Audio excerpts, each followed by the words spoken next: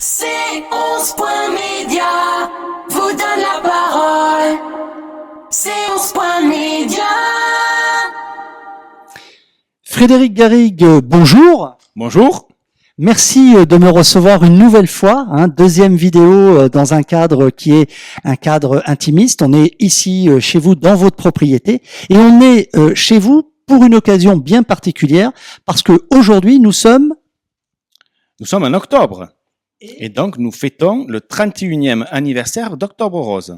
Qu'est-ce que représente pour vous en réalité Octobre Rose et cette, je peux pas appeler ça cette manifestation, mais plutôt ce mouvement de prévention?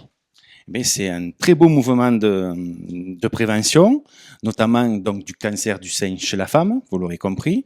Donc c'est très important parce que c'est vrai qu'en France, nous sommes très en retard en matière de prévention. Et donc il est bien que comme ça, il y ait des manifestations pour sensibiliser les gens et pour éviter donc de nombreux décès et que ça prévient au moins au stade 1 de la maladie pour pouvoir guérir plus rapidement. Vous êtes vous-même un professionnel de la santé, vous êtes infirmier libéral sur notre territoire. Quelle action menez-vous réellement contre ce fléau? Alors réellement, évidemment, en tant que professionnel de santé, on intervient une fois par an. Moi, ça me tient à cœur de participer à cette manifestation. Mais nous, j'ai envie de vous dire qu'Octobre Rose, c'est toute l'année. Parce qu'on a des patients, donc du coup on sensibilise les gens. Ce genre de manifestation qui est de plus en plus médiatisé, donc les gens vont plus, les femmes sont plus sensibilisées et donc vont plus vers les gynécos pour justement aller se faire dépister au plus rapide.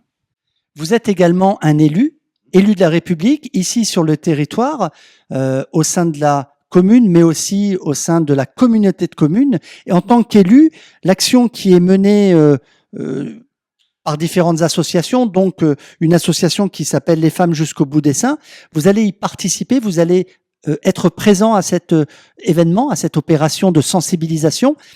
Comment vous allez amener, je dirais, votre présence? Comment vous allez le constituer? Quelle action vous allez mener pour être physiquement présent? Bon, déjà, la principale action, c'est d'y être présent, donc d'adhérer à ce genre de manifestation. D'ailleurs, entre parenthèses, je tiens à féliciter l'association Femmes jusqu'au bout des seins. C'est fabuleux ce qu'elles font un beau travail. C'est grâce à elles que ça en est là, avec leur motivation. D'année en année, c'est de plus en plus étoffé, c'est de plus en plus vu par les gens. Et donc, rien que le fait d'y participer, et de toute façon, je me dois et je veux y aller, parce que c'est une manifestation auquel il me tient à cœur pour, encore une fois, la prévention des cancers du sein. Dans votre profession, au quotidien, vous rencontrez des patients qui souffrent de certaines pathologies, y compris celle-ci. Quelle action on mène quand on est un professionnel, quand on est face à ce genre de situation? Alors, quand on est face à ce genre de situation, l'avantage, entre guillemets, qu'on a, c'est que c'est des gens qu'on voit régulièrement, qu'on voit tous les jours. Donc, on fait en quelque sorte partie de leur vie. Donc, du coup, il y a une relation de confiance qui se fait avec. Donc, il est vrai que la parole du médecin avant, c'était la parole d'évangile. Maintenant, les médecins ont tellement de travail que ils peuvent pas venir à domicile. Donc, c'est nous et c'est nous les référents. Donc, on est la personne de confiance. Et c'est vrai que souvent, quand on leur parle et par rapport à tout ça, ils nous font confiance et souvent ils écoutent. Donc, du coup, ça permet d'aller plus se faire surveiller chez les gynécos, plus de dépistage. On est équipé ici sur Limoux, on est équipé au niveau de l'hôpital d'un scanner. Je pense que le scanner, il participe dans ce programme de prévention pour détecter, j'imagine, ce genre de pathologie. Qu'est-ce que vous en pensez, vous, du scanner? Le scanner, c'est une très belle chose. Ça faisait plus de 10-15 ans qu'on nous le promettait. Il est enfin arrivé après un travail auprès de l'ARS, de tout. Et donc, c'est à l'initiative de l'ancien maire, Monsieur Dupré. Et donc, ça a apporté ses fruits à force. Ouais, au bout de tant d'années, c'est très bien. Et puis là, on nous promet un IRM. Et l'IRM sera la cerise sur le gâteau.